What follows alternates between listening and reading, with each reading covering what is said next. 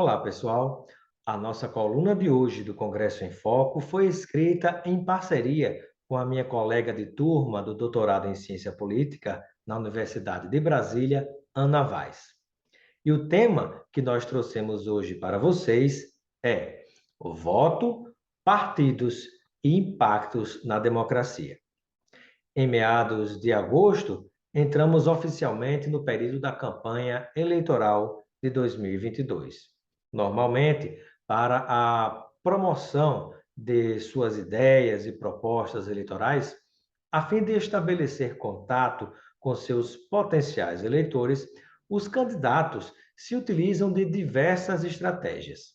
Nem sempre, em meio a essas estratégias, os candidatos deixam claro para o eleitor a relação que existe entre o seu voto e o partido ao qual estão filiados. Destacaremos aqui, criticamente, alguns tópicos que dizem respeito a essa relação. Em meio a esse contexto, seja recebendo um panfleto na rua ou visitando a rede social de algum candidato a deputado estadual, federal ou senador, você já deve ter se perguntado, mas de que partido ele é? Quem esse candidato apoia para presidente e governador ou de quem ele recebe apoio? Por que alguns candidatos estão escondendo o seu partido ou colocando as informações em letrinhas tão miudinhas que, mesmo que nos esforcemos, não conseguimos ler? Com o foco principal das eleições voltado aos candidatos à presidência e aos governos estaduais, muitos têm esquecido da importância e do cuidado na escolha dos candidatos a senador, deputados federais, estaduais e de seus partidos políticos. A escolha desses outros candidatos e do partido é fundamental para a governabilidade do presidente e dos governadores. De que adianta escolher o presidente ou governador dos seus sonhos e votar em um deputado ou senador que fará oposição ferrenha a ele? Por que votar em um membro do poder legislativo que fará oposição à pessoa que você escolheu para o executivo, criando dificuldades para que este coloque em prática as promessas que fez a você?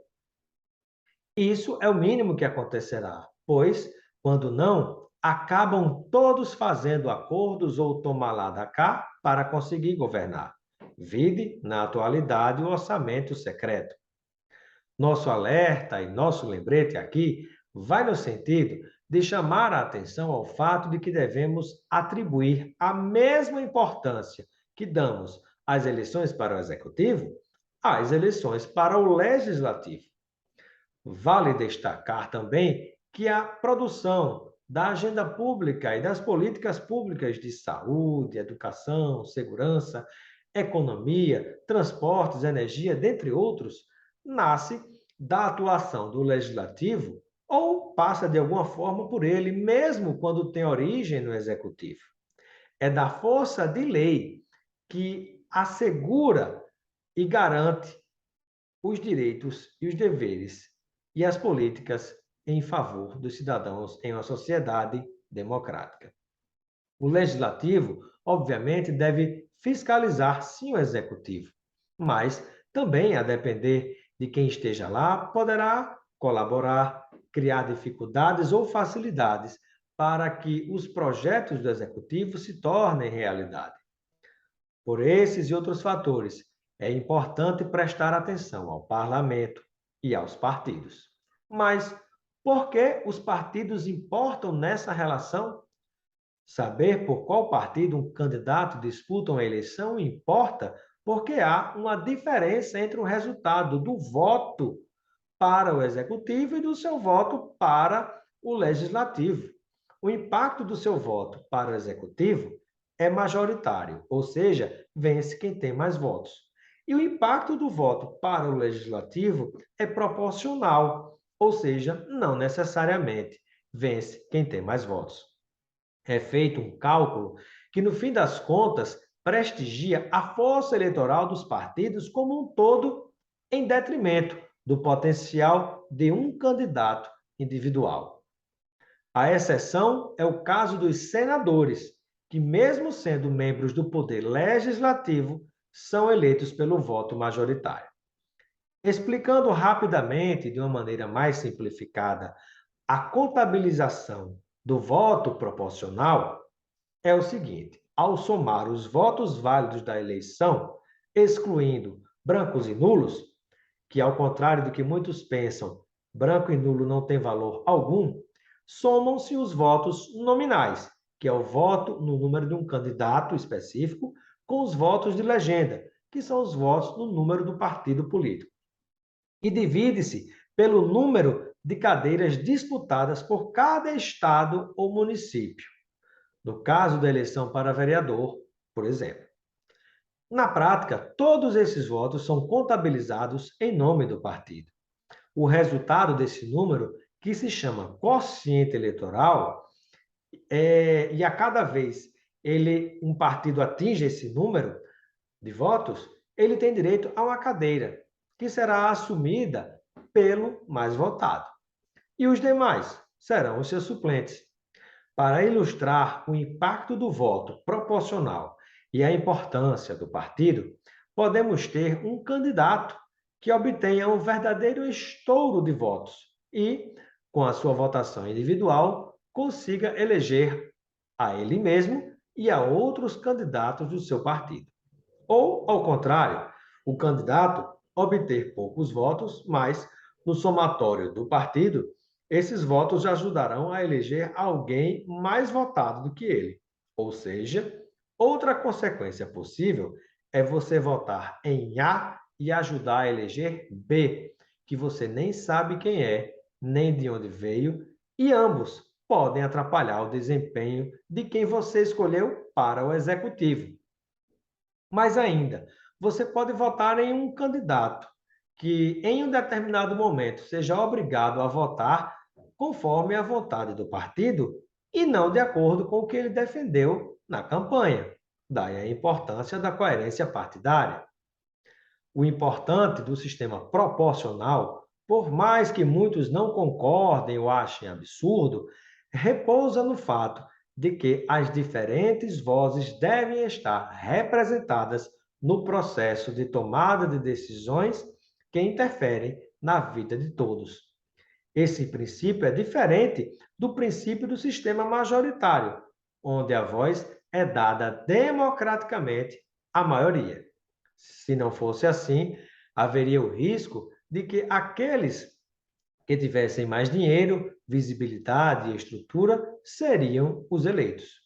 O parlamento é o lugar das vozes e dos interesses plurais, ou seja, tanto das maiorias quanto das minorias.